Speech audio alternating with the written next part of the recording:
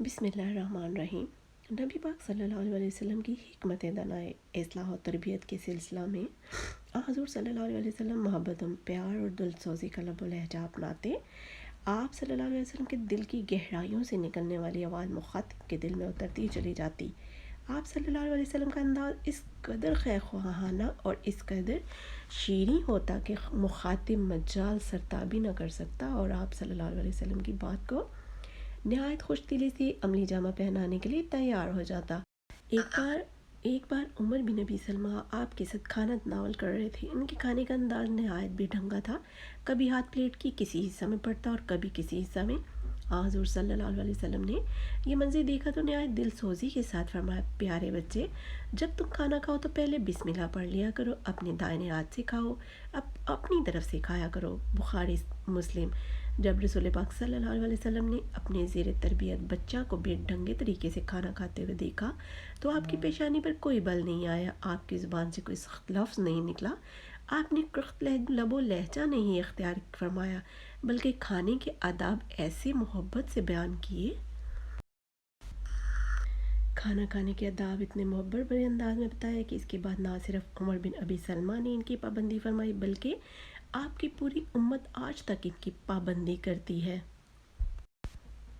ایک بار ایک شخص خدمت رسالت مآب صلی اللہ علیہ وسلم میں حاضر ہو کر دست سوال دراز کرتا ہے تو نہ آپ صلی اللہ علیہ وسلم کے تیور بدلتے ہیں، نہ نگاہوں میں بے التفاقیات کی جھلک نظر آتی ہے، نہ لبوں پر حرف شکایت آتا ہے۔ آپ چاہتے ہیں کہ دست سوال دراز کرنے کی عادتوں کو ختم کیا جائے، مگر اس کے لیے خوشگوار نصیحت نہیں فرماتے بلکہ نہایت حکمت اور دانائی کا طریقہ اختیار فرماتے ہیں۔ آپ سائل سے پوچھتے ہیں کہ کیا تمہارے پاس کوئی چیز ہے؟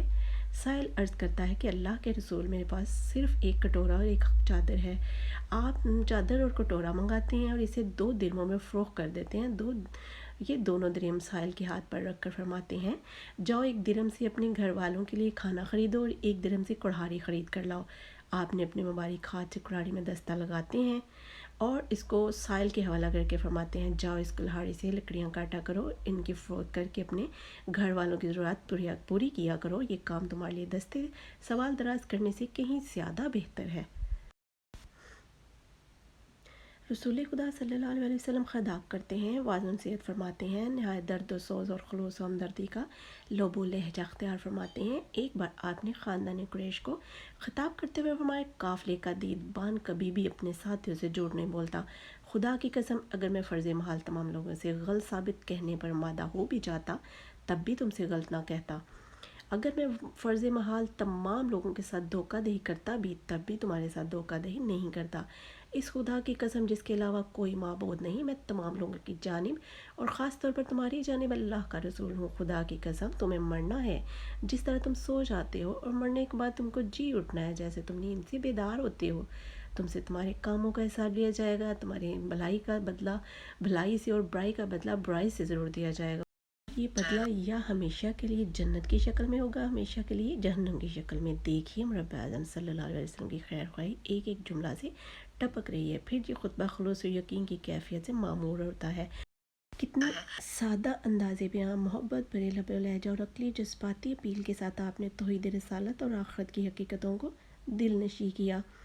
آپ صلی اللہ علیہ وسلم کی یہ محبت و ہمدردی محض زبان ہی تک محدود نہ تھی بلکہ آپ سرتاپا محبت تھے، لوگوں کے دکھ درد میں بذات خود شریک ہوتے، مصائب میں ان کی دلجوئی کرتے، خوشی کی تقریبات میں شرکت کر کے ان سے اپنے قربت کا اظہار فرماتے، ہمیشہ خندہ پیشانی سے ملتے، اظہار محبت کے لیے مصافحہ اور معانقہ بھی کرتے، بعض اوقات پیشانی چوم لیتے، محبت آمیز بے تکلفی میں کبھی کبھی احباب کو مختصر ناموں سے پکارتے، حضرت عائشہ رضی اللہ تعالیٰ عنہا کو کبھی عائش کہہ کر پکارتے، کبھی حضرت ابو ہریرہ کو صرف اباہر کے نام سے پکارتے، محبت و ہمدردی پیدا کرنے والے الفاظ اور جملے استعمال کرتے، حضرت انس کو پیار سے یا ذل اذنین، 2 کانوں والے کہہ کر خطاب کرتے۔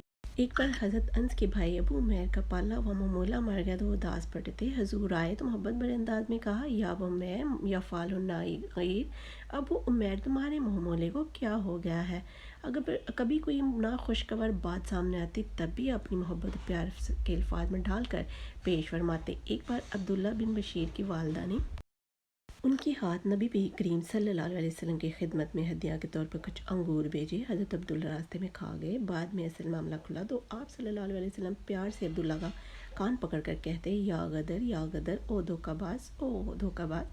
محبت و مربت کی انتہا یہ تھی کہ مدینہ کی ایک عورت نے، جس کی عقل میں کچھ فطور تھا، ایک بار آپ سے کچھ کہنا چاہا۔ آپ نے جا کر اس کی بات سنی اور اس کا کام کر کے دیا۔